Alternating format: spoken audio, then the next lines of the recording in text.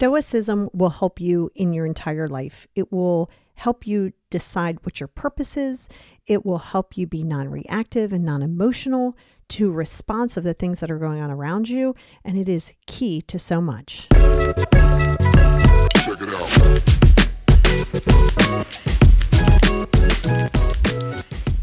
Hey, everybody, and welcome back to the Positivity Experience.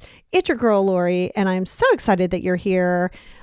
It is almost the end of spooky season, which is crazy. Not spooky season, spooky month, because it's always going to be a spooky season for me. I hope that your month is going by well and you are embracing fall/spring wherever you are right now. And I literally cannot wait for this topic. I can't wait for all of them, but this made such a difference in my own personal growth. And I think it also aligned pretty closely with me practicing a level of what my Buddhism practice is. So it really helped me, and you don't need to practice some certain way of life in order to do this, because Stoicism is such an amazing, amazing thing. So let's talk about what it is and why you need it. And over on Patreon, there is going to be a worksheet that's going to help you implement this into your life. How can you do this? How can you restructure this? How can you change basically that mindset and be aware of where you're not practicing it? Because, one of the biggest ways to figure what's working for you is to figure out what's not working for you, right? So now you're working at it in a place of, well, this is not working for me. So maybe this is a direction I don't want to take. So it helps eliminate things. So sometimes you can say, all right, well, what do I want in life? What do I want in a relationship? And it's hard for you to kind of get tunnel visioned in to say, okay, what is it that I do really want? Well, before you can know that, sometimes we have to subtract things. So this will be very helpful. If that is your jam, hop over to Patreon, patreon.com/the positivity experience, or you can find the link anywhere that you're getting this show right now in the description. So let's talk about Stoicism, and I will kind of go through how this really helped me and how you may see it with example, because you can hear things, but sometimes we need a really good example. So what is Stoicism? So it's an ancient Greek philosophy, right? Because we're going to go way back in time. A lot of the things that can help us today, we can find within our ancestors a gajillion years ago, right? Because we complicate things now. We have so many more things at our fingertips, like that are good, at times. AI, social media, all of these things can be good, but they can also take away from the things that really actually worked to keep us as a functional society. And that's how I think that we created so many amazing things like pyramids and, because you have to adopt a certain level of stoicism to not be reactive. Now, this does not mean that you're just a drone. This means that you're living within purpose. And for me, this is a big, big way in which I live, and it really helps prevent a lot of, unnecessary anger or expectations or ego. So it's an ancient Greek philosophy. It's founded in the early 3rd century BC. So think about how long that goes, by Zeno of Citium. All right. So again, goes way back. This is emphasizing personal ethics informed by a system of logic and views of the natural world. So that's essentially what it was, right? So it's basically looking at it through the lens of no real emotion. You're just looking at it for fact finding. And at the core, Stoicism is mastering your emotions. Yes, baby. Achieving mental clarity and cultivating resilience through rational thought. Okay, so really think about that. So it's the rational thought. So where does this come into play if you're struggling with anxieties or depressions and emotional dysregulation, which we're going to talk about emotional regulation and why this is important for that. But it's always going to be a little bit more challenging if you're struggling with a certain neurodivergence or some things that you're dealing with. The key, though, is to remember that it's not impossible. Okay. It's not impossible. It might prove to be a little bit more challenging, but as you start to work through this, and maybe medication is needed, some additional guidance, of course, but at the end of the day, it is up to you to adopt this. So it might be more challenging, but you have to remember that it is within your power. It is within your power to start to work on this. And you're going to have to realize that your ego, there is no place for your ego in Stoicism outside of a situation where you are allowing yourself to see things from a different view and going into your secure part of your ego, now that's going to be different. But when you're trying to be right, you're worried about being weak, you're worried about those things, you're not going to live in Stoicism. It's just not going to exist. And so it's the ability to remain unaffected by external events, practicing virtue regardless of circumstances. So this goes back to core values, okay? Really listen to what I said. Ability to remain unaffected by external events. This is hard for a lot of people right now because you see the world, you see things that are, because why is this? Because you're trying to control it, okay? Like if I was going to say, boom, how could I describe it in like 1 to 2 sentences? It would be Stoicism is accepting the things that are not in your control and only focusing on what it is, regardless of what's going on around you. And that's essentially what it is. Listen, the world can be a crazy place. There's a lot of uncertainty. You can't control it. So I've had people go, how do you not let things like this bother you? And some of you listening are my clients, and you guys know, like I'm dealing with a lot of heavy stuff, a lot of heavy situations. So I don't take it on. And people say, how do you not take it on? It's not my due process. I will help. I will guide. I will give you the tools. I can't make you do it. And to take it on, I can still be empathetic without being attached to it. And it is nothing that I need to carry. And it's not about being cold. And I think that's sometimes where people get caught up in thinking, well, if I just like don't get affected by this, does it make me a bad person? It does not make you a bad person. It makes you a person who is focusing on solely on what you can control. So let's go into the theory of it because it is rooted in the 4 primary virtues. So this is a little bit different than when you practice Buddhism and you're talking about the 4 noble truths. A little bit different, but there's a good place where they can align together. And wisdom, all right? So the first one is going to be wisdom. And wisdom is the ability to navigate complex situations with good judgment. All right. So you're going to have complex situations. This is not to make it seem like, oh my God, if you do this, you're never going to have issues. You're never going to be faced with adversity. Quite the opposite. It means when you are, you will have the tools to do it. But really think about what wisdom is. It's the ability to navigate and realize that so many things are out of your control. So when you're in that, your good judgment doesn't mean you got to be everything right. See, I think people hear good judgment and think I can't make a mistake. No. Good judgment is there a reason for me to take this on? It is not. And this is even with your children, even with your elderly parents, even with blah, blah, blah. Again, empathy. Yes. Carrying it to you is not virtuous. Holding other people's stuff is not virtuous. It's not a virtue. It is a way of trying to fix. Can sometimes be mostly a trauma response. All right. I'm not asking you not to be kind and caring. I'm just saying don't take it on. And the wisdom that you will carry lets you know this is not my circus, not my monkeys. Now, it also takes courage. So we're going to talk about wisdom, courage, justice, and impermanence, which we talked about impermanence, and there's a whole podcast on it. So if you want to go deeper when we get there, just go back to that podcast. But courage is the capacity to set the agility, right? So your courage is to accept the agility and allowing yourself to face the fear and know that pain is there, but suffering is optional. Pain is there. Suffering is optional where we just, so it's the agility. This is the pivot. You know how I'm always like, you pivot. Well, this is what it is. You pivot because things aren't always going to go as planned. The world isn't going to go because you have a system, and this is where you get yourself messed up. Well, I don't understand. Like none of this went as planned, and it is what it is. Like, okay, are you going to focus on that it didn't go as it is, or, the way you wanted it, or are you going to accept it and say, what can I do? Can I control it? Can I not control it? Now, justice isn't just fairness of justice for other people. This is within yourself. Accepting that you can treat other people fairly and according to what is right based in your core values, and understand that you have justice for yourself. This does not mean, as much as you would like for it to be in return, that you have to focus on, I'm going to do this. I expect you to do the same thing. It's that weird, lower your ego and be kind to, be that person.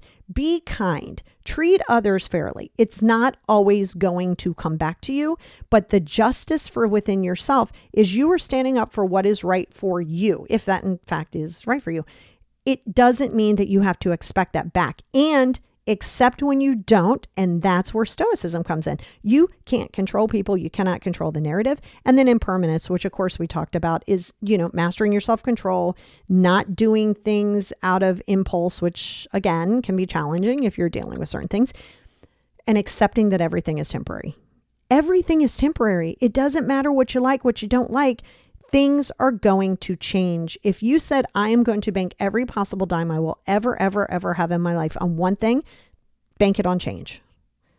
Change is inevitable. It's going to happen. Good, bad, it's nondescript. And that's where change comes in. And you get yourself caught up because you're trying to prevent that change. You don't like the unpredictable. Now, as a human being and in the human development piece, we like routine. Our body, especially if you have ADHD or you have other different neurodivergent situations, you really thrive off of a routine.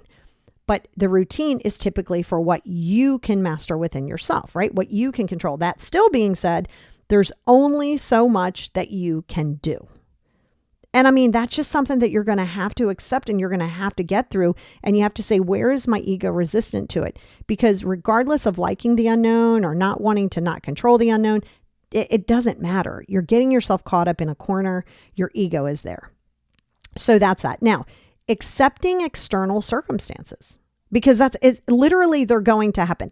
The things you see on the news, the things that you fear, doesn't mean that because you don't like them or you wish that they were different, that they're not going to happen, because they will still happen. But they are out of your control. Now, that being said, you focus on what is in your control, and that is your reactions, your mindset about the reactions, because that's important, because you're focusing on that. Distinguishing between the two factors. You can only focus on what you can change and accept that at any given time, there's going to be an outcome in your life. And that outcome may not be what you want. That outcome may be something that you're like, oh gosh, why is this the outcome? You're focusing too hard on the why, because the why itself is never going to be adequate for you. Why did this relationship end? If somebody tells you their exact why, you might not like it, but it's their why. And that's what you have to keep in mind, because it's out of your control. You can't control how somebody sees you. You cannot control their mindset. You cannot control their reactions. You cannot control how they perceive you, because that's all going to be rooted in what they are capable of doing. And you have to get clear in that. And that resistance of why can't they like me, or why don't they like me, or why do they feel this way, goes into a lot of different areas, right? So in Stoicism, there really is not a place for insecurity. So you're not going to get there overnight. You're not going to be like, all right, everything's impermanent, so now I'm stoic. You're not stoic. Because anytime you find yourself trying to control the outcome or trying to control the narrative and trying to manipulate it into fitting something, that's the opposite of Stoicism. Because you're not accepting that you're not in control of things. And until you do that, it's going to be very difficult, regardless of how many podcasts, how many public speakers, how many books you read. None of that is essentially going to come into play. All right. It's not going to come into play when you're dealing with Stoicism. And that is where people say, I want to be stoic. I want to feel clarity. I want to be mindful, because that's a big part of Stoicism. I want to do these things, but there's always a but. And once the but hits, everything you just said goes out the window, right? Anytime a but comes into play, everything that was said prior to that is irrelevant. Man, I'm really so sorry that I exploded on you, but, okay, that apology goes right out the window. The but, no, we're not going to do that. And you have to be okay with laying down your sword of the ego. Because these external factors will happen. People's actions will happen. The plans that you want will not go as planned. That will happen. And your need to control it, outside of obviously insecurity and some traumas, okay, is still ego. And your reactions, no human being on this planet can make you react. You react. They don't make you react. Now listen, they might pick that scab. They might try to poke the bear. They may want to get a reaction out of you, and then you are giving it. And this is where you have to master your emotions. I didn't say not feel them. Master not responding or reacting out of them. A response is vastly different than a reaction, right? You sit, you pause, and you are going to respond to something. If you react in explosion, if you react in, I have to defend myself, the moment you feel the need to go to battle, you are not in Stoicism. The world is not going to go according to you. It's not. This doesn't mean you have to just tolerate everything, but you do have to accept things in this world right now are going to be in this world. What can you do? You can vote. You might be able to put a bill together. Great. But other things are largely out of your control, and you're going to have to accept that, like it or not. So this goes into understanding your reactions, because your reaction is in your control. Your mindset is also in your control. So when you get clear in that, you start getting the understanding that no human being can make you react, even though they're trying. That's power back into your pocket. You don't have to like it. That's where those 5 journals come into play. That's where learning emotional regulation. That's where distancing where necessary comes into play. That's where accepting that they are not your responsibility. Like their feelings are not your responsibility. These things are so imperative to you living that life that you're seeking. That is the root of it. Because you have to differentiate and you have to get clear. I can't control blank. Didn't say you like it, didn't say you hate it, whatever. You can't control if somebody loves you. You can't control if somebody changes. You can't control if the world explodes on a dime. You can't control it. And if you focus on what you are responsible for and what you can control to the best of your ability, that makes your life so much easier. All right, it really does, because instead of focusing on the catastrophe or catastrophizing something, you are literally focusing on what is within your power. And that's rewarding. It might be scary, but think about this. Every time you focus on what you can't control, you often don't have to face the things that maybe you need to change, maybe the things that you need to control and divert and have agility to. So it's always easier to focus on something that's traumatic or a catastrophe or what somebody's not doing in that judgment. It is always easier to do that than go, well, hell, all right, I guess I got to deal with myself. I mean, shit, where do I start? Right? So now you're forced to see with yourself, and sometimes that can be scary. So it's easier to focus on the negative, and it's also familiar. People say, well, why am I so negative? It's familiar to you. You might hate it, but you know how to react to it. You know what it is like to be, reactive. You know what it is like to be an overthinker. You really do. So you're going to go where the familiar is, even if you don't like it, because then you're faced with the unknown. And unless you're going to be stoic through it, you're going to have a problem. And that's why this will come. Now you could say, I want to live in a very stoic lifestyle. This is how I live my life 90% of the time, right? And so when you're living that lifestyle, there's steps you're going to have to take before you get there. You're not just going to go to Stoicville. You have to deal with the impermanence. You have to deal with the ego. You have to deal with the insecurities. You have to heal those things. But this gives you an idea of where you're going. You're not going to listen to this and all of a sudden become stoic. It's never going to happen. So there's so many other steps that you need to get there. But if you understand that there are these beautiful lights and these beakers, these little mile markers on your journey, then it doesn't make it seem so hopeless. Hard, challenging, but you know you're going towards something, right? It's like being on vacation or going on vacation and you have a 20-hour drive. Okay. Well, you start that drive, you're like, damn it, this is, oh God. Now you're like, oh God, why didn't I fly with you? Okay. Now you're 4 hours out. You're like, oh, we should hurry up and get here, but I'm closer. Okay. Then you get to your destination. Yeah. You might've been antsy to get there, but you got there. So if you know you're going to a destination versus if I said to you, hey, just get in the car and drive 20 hours. Be like, what the hell am I doing that for? Where am I? Just drive? You have no destination. It's the same thing within your personal growth. So you have to have a destination. So if you're looking to live your best life, you're going to want to adopt a certain level of stoicism. And it works. This is a Greek philosophy that has been around for 100 gajillion years. It's the 3rd century BC. That was kind of a long time ago. So, and it works. And it is a theory that people still practice today, myself being one of them. So it's a practice that works, but you're going to have to lay down your sword of ego. Because if you don't, this is where it's going to go. So why do you want to have it? Well, it's a dichotomy of control. What is the dichotomy of control? It's understanding what you can and cannot control. Okay, understanding your thoughts, understanding your actions, and understanding your attitudes and controlling those. You get to control your attitude. Yes, you do. You could say, I'm in a bad mood. Okay, cool. Work through it, process it, but let's move forward. You can control your thought after the first one. Your first thought's never really your thought. I mean, it is, but it just kind of jumps in your head. That's why intrusive thoughts exist. And then how you react and respond out of that attitude is now in your, thought is now in your control. Initial thought just pops in. Sometimes you have those random thoughts. You're like, where the hell did that come from? Don't obsess on it. And then you have an opportunity to change that, the same as your actions. This is where that dissonance comes into play. Your words say this, your actions say this. They're not the same thing.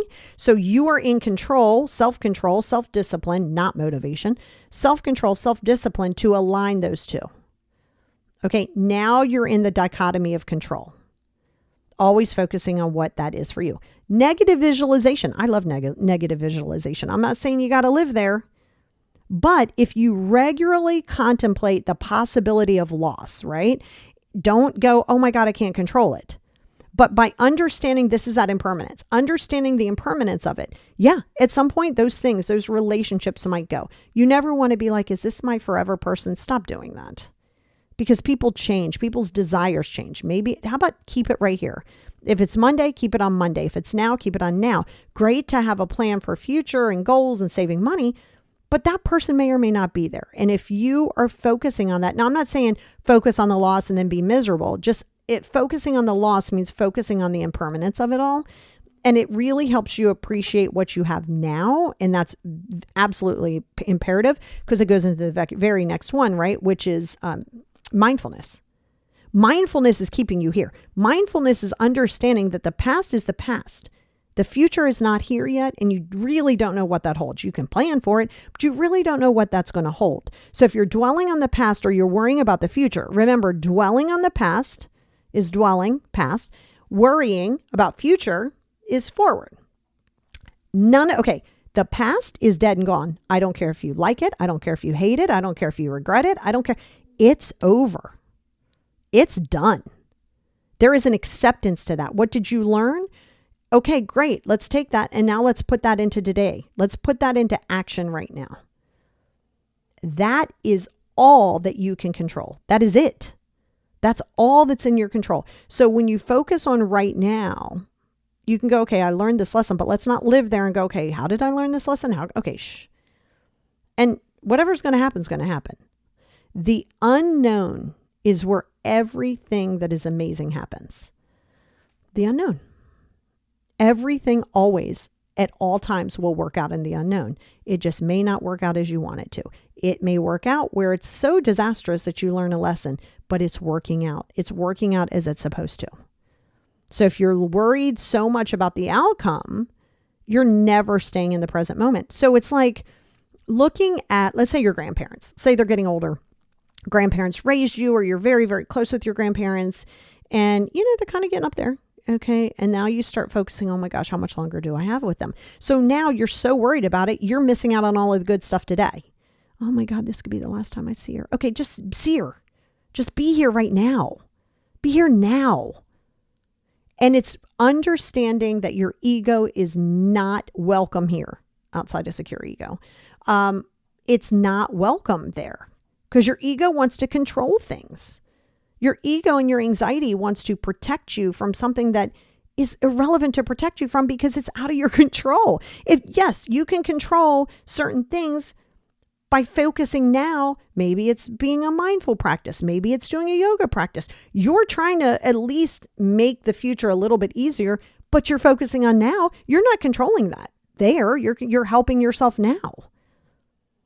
And that mindfulness is just imperative. It is a practice that has helped me through my anxiety. It is a practice that has forced me over the years to accept it is what it is. And, sometimes people think that's so well, that's cold and that's negative. Okay, so dwelling on it is doing what? Not letting go of this, how is that protecting you? You're never going to live stoic if you're not willing to let go of the past. You move forward. It's not, it kind of is about, okay, well, this happened. I know what I do and don't want around me. And that's where those core values came in that we talked about a couple weeks ago. But then it's putting your ego in check to accept, you know what, this may not be what I wanted to. This relationship that once was may not be for me any longer, whether I like it or not. And then accepting it, right? And then if you're having a hard time accepting it, that's where you know where to work.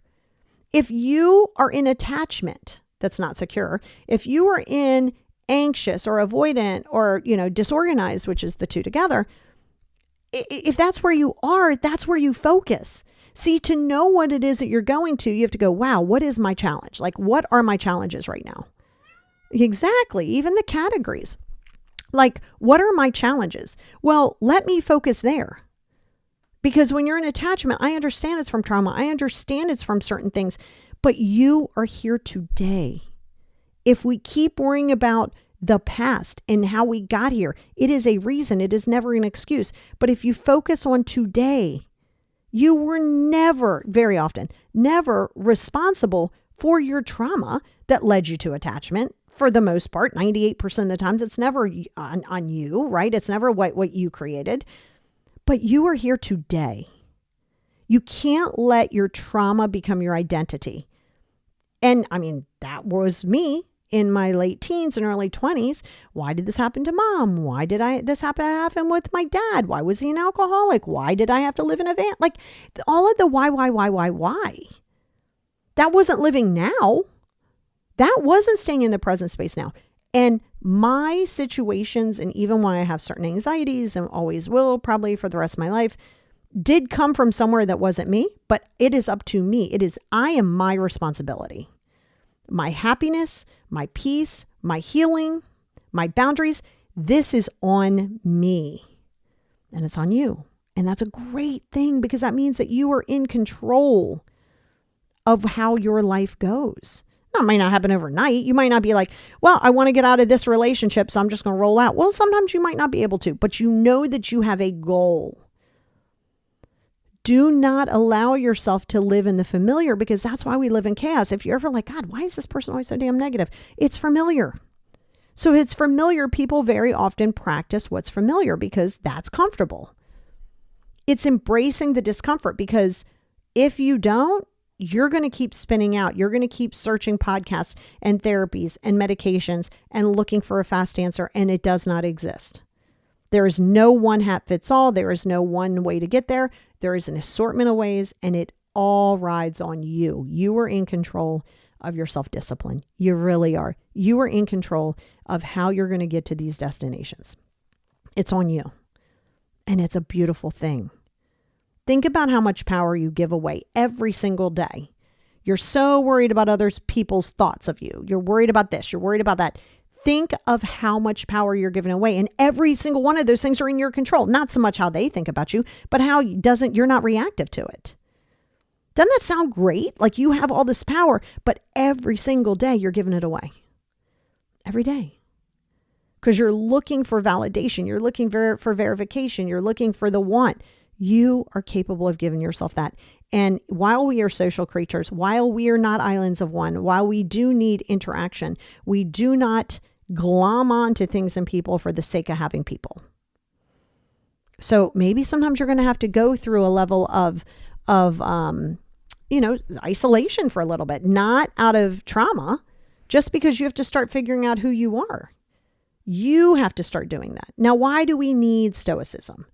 Right? Because we definitely need it. And again, over on Patreon, there's kind of going to be a list of where you're not practicing it and how you can start practicing in it. And it's always going to be some self-reflection, right? I'm not giving any magical things that you got to be willing to implement them, but it's resilience. One of the reasons is resilience.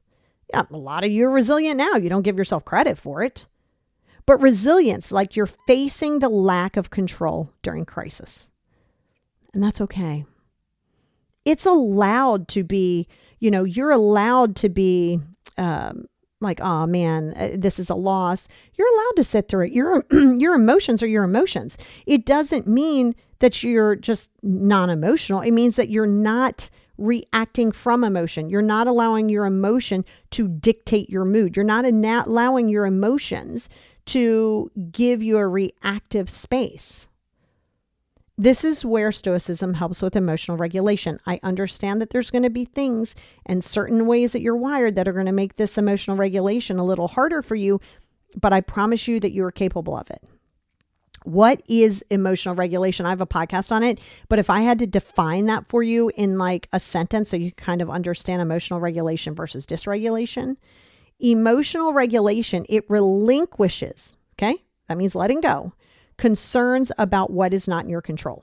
So when you have emotional dysregulation, you are trying to control what's not in your control. That's emotional regulation on a way simple scale. And having, emotional dysregulation, having emotional regulation is going, this sucks, but I'm not in control of it. So I got to let it go. Not making your emotion or allowing your emotion to dictate how your life is going to be. Not allowing your emotion to control a relationship, because we do that, right? If we're afraid of rejection or abandonment or fears and attachments and holding on to these things, you're going to be in dysregulation because these are out of your control. So when you have emotional regulation, it's understanding that people's actions, words, all of these things do not have to have the emotional effect on you. I'm not saying that you can't be sad. I'm not saying that you can't be upset. Yes, that is part of being a human being with emotions, but do not allow that to take you over. Don't allow that to take you over. Right? Because that's where your ego comes into play. And it's also, you need it for improved relationships. That's correct. Because Stoicism itself, it's going to encourage you, right? So Stoicism, think of it as one of your good friends, and they're kind of like hanging out. And it helps you understand that anger and judgment, there's no place for it. Now, this is where I said I'm going to tell you. I don't judge people. And I know people have such a hard time believing that everybody doesn't judge. I do not judge. I observe. Two different things. I do not judge. I observe. Is this serving me? Is this going to move the needle for me? Is this promoting the things that I want it to promote on who I want to be as a person? Is it not? Is it alignment with what I believe in? Is it something that I want to surround myself with? If the answer to those things are no, then no. But I'm not going to judge it. I'm going to observe it and say, how does this affect me? I'm not going to judge you as a person. I'm not going to judge the situation. I'm just going to say, if it doesn't align with me, well, I'm not just going to deal with it. That's it. I don't need to understand it. I don't need to change it. I'm going to observe it. So it becomes a problem when you're judging it based on what you would do, what you would want. Okay, now that goes into a whole thing versus saying, I would love a relationship with my mom, but this relationship with my mom has not and may never be the way I want it to be. And it may be, a little problematic or toxic to me. Are you willing to distance? Because if you're not willing to distance, now that comes back on you. Just because it's a parent, just because it's something doesn't mean that you're obligated to have a relationship with this person or people. But you're going to have to be okay with that. That goes into the attachment. And that's the freedom from attachment. Goes into the next one. You have to have stoicism at all times if you are going to detach. I have a podcast on the art of living detached. You can live connected, but not attached. Attachment is to say that my validation, my life, my happiness is attached to something. So think of it as like a barnacle on a boat, right? So it attaches itself. Well, you got to detach from it. Accept that things and people, everything are temporary. So when you're in that place, you're recognizing the impermanence of it all. That's what you're doing, right? Because all things themselves are not permanent. So when you can get married to the fact that you can't control those things, especially yourself, you're going to end at some point, right? And you can't control that. You might be able to maneuver it a little bit. You might be able to maybe prolong it. That's all you can do. So when you're attached to a person and you feel that you need them to validate you, this is a great place to start. What is it that you're resisting of being enough for you? Well, maybe you never knew how to do that. Valid. Maybe you didn't. Maybe you had no clue. Maybe you had such a shitty childhood that you just attach yourself to anything that looks good. Okay, don't beat yourself up for it, but realize that that's not real, and it puts an entirely too much amount of pressure on another human being. You put them on this pedestal to be the savior of your peace. And then when they become human and they fall off said pedestal, now your expectations are broken. Stop having expectations that other people are supposed to fulfill you, because they are not. They could be the icing on the cake. They can make it look pretty, but I promise you, you can eat cake without icing, and sometimes it's even better. And Stoicism also helps you live with purpose. You ever say, oh, what's my purpose in life? Well, stop trying to figure it out. Stop trying to control it and think it's going to make you just happy from the rip. But what it does is it's making decisions based on your values versus instant gratification, right? In order to have a purpose means that you have to have the ability and the agility to pivot. And it is allowing you to make decisions based on what those core values are. So it might not be instant gratification. You might not get that relationship. You might not get that job. You might not have that, but you're not defined from it. So you have to ask yourself, is Stoicism something that you want to move forward to? Because that is a massive, massive part of living a peaceful life. And I can tell you, listen, like 90% of the time I live it. And the times that I kind of fall off a little bit, I allow that to happen and be like, why did I fall off? Oh, I was trying to control that. You observe it. You start watching and being like, ooh, course correct. You always want to course correct without judgment. Ooh, I got off path there. Oh, let me just course correct. It happens. I'm a human, right? There's no such thing as perfection. You're always going to be imperfect. But that's Stoicism. And if you know that that's where you're working towards, it's going to help you not feel so hopeless. Because you're so in control of many things, but what you're not, you're not. Okay, you're not. You're not in control if somebody loves you, wants to be with you. You're going to have to take that L and you're going to have to accept it. Because not accepting it doesn't change it. It actually makes your life harder. You're in control of not following somebody's socials. You're in control of not searching and seeing what they're doing. Yeah, you are. If you feel like you're not, then that's where you have to focus. Why do I feel the need to be in control? What is my ego saying? What is my insecurity saying? Why do I want to see if they're doing this with somebody else? Why is that important? And then that's where you're able to focus. Because if you know that you can potentially get to a place of stoicism, you have something that you're working towards. So there's a goal versus I just want to feel better. I just want to feel better is not it, right? You're always going to go in and out of emotion. It's understanding that you can only control what's in your control and then focus deeper on that and say, how can I control this for myself? And that's where you adopt that it is what it is.